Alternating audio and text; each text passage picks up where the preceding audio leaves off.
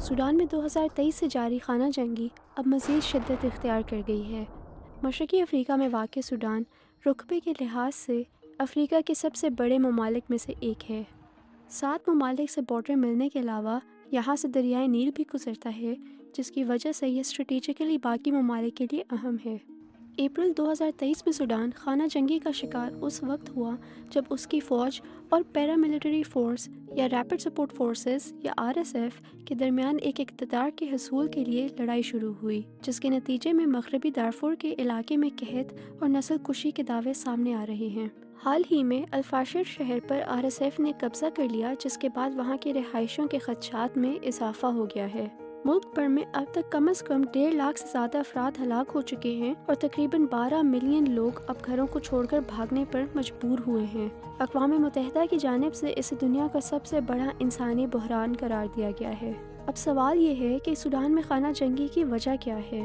حالیہ کشیدگی اس تناؤ کی کنٹینیویشن ہے جو 2019 میں صدر عمر البشیر کی برطرفی کے بعد شروع ہوئی۔ صدر البشیر 1989 میں کو کے بعد اقتدار میں آئے تھے اور تقریباً 3 دہائیوں تک ملک کے صدر رہے۔ ان کے اقتدار کے خاتمے کے لیے بڑے پیمانے پر ملک میں احتجاج ہوئے اور فوج کی مدد سے انہیں بغاوت کے ذریعے عہدے سے برطرف کر دیا گیا۔ لیکن اس کے بعد بھی ملک میں جمہوریت کے نفاذ کے لیے شہریوں نے احتجاج جاری رکھے۔ اس کے بعد ایک مشترکہ فوجی سویلین حکومت قائم کی گئی، لیکن اسے بھی 2021 میں ایک اور کو کے ذریعے ہٹا دیا گیا۔ یہ بغاوت موجودہ تنازع کے مرکزی کرداروں کی جانب سے تھی۔ مسلح افواج کے ایک سربراہ جنرل عبدالفتاح البرہان جو ملک کے صدر تھے، اور ان کے نائب RSF کے رہنما جنرل محمد حمدان دگالو۔ لیکن ان دونوں کے درمیان بھی اختلافات اس وقت بڑھ گئے جب دونوں سویلین حکمرانی کے قیام اور اس بات پر متفق نہیں ہوئے کہ ملک کو کس سمت میں آگے بڑھایا جائے۔ بیسیکلی سوال یہ تھا کہ پاور اور اقتدار کس کے پاس ہوگا۔ دونوں جرنیل اپنی طاقت کو قائم رکھنا چاہتے تھے اور اپنی دولت اور انفلوئنس کو چھوڑنے پر آمادہ نہیں تھے۔ دونوں فریقین کے درمیان اپریل 2023 میں فائرنگ شروع ہوئی اور RSF کی فورسز کو ملک بھر میں دوبارہ تعینات کر دیا گیا، جسے فوج نے ایک خطرہ سمجھا۔ ان کے درمیان لڑائی تیزی سے بڑھی اور RSF نے خرطوم کا زیادہ تر حصہ اپنے قبضے میں لے لیا۔ اس کا کنٹرول 2 سال بعد مارچ میں فوج نے دوبارہ حاصل کیا۔ RSF کا کن علاقوں پر کنٹرول ہے؟ جون 2025 میں RSF نے لیبیا اور مصر کی سرحد کے ساتھ موجود علاقوں پر کنٹرول حاصل کر لیا، جو اس کے لیے ایک بڑی فتح تھی۔ اس کے بعد اکتوبر میں انہوں نے الفاشر پر بھی قبضہ کر لیا، جس کا مطلب ہے کہ اب دارفور کے تقریباً تمام حصوں پر RSF کا کنٹرول ہے۔ فوج کن علاقوں پر کنٹرول رکھتی ہے؟ فوج کا کنٹرول شمال اور مشرق کے بیشتر حصوں پر ہے۔ اس کا اہم حمایتی مصر تصور کیا جاتا ہے، کیونکہ ان دونوں ملکوں کی سرحد جڑی ہوئی ہے اور یہ دونوں دریائے نیل کے ساتھ ہیں۔ لیکن الفاشر جو فوج کے لیے دارفور میں آخری شہری مرکز تھا، اکتوبر میں RSF کے قبضے میں آ گیا۔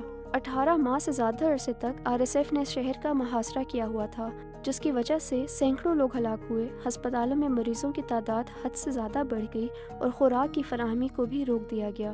شہر پر قبضہ کرنے کی کوششیں تیز کرنے کے لیے RSF نے حال ہی میں لوگوں کو شہر کے اندر ٹریپ کرنے اور خوراک کو پہنچنے سے روکنے کے لیے شہر کے گرد ایک مٹی کی دیوار بنائی اور قریب میں واقع زمزم نامی کیمپ کو بھی تباہ کر دیا، جو پہلے ہی قحط کا شکار تھا۔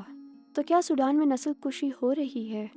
دارفور سے تعلق رکھنے والے بہت سے لوگوں کا ماننا ہے کہ RSF اور اس کی اتحادی ملیشیا نے ایک ایسی جنگ چھیڑ رکھی ہے جس کا مطلب ایتھنیکلی مکسڈ علاقے کو عرب حکمرانی والے علاقے میں تبدیل کرنا ہے۔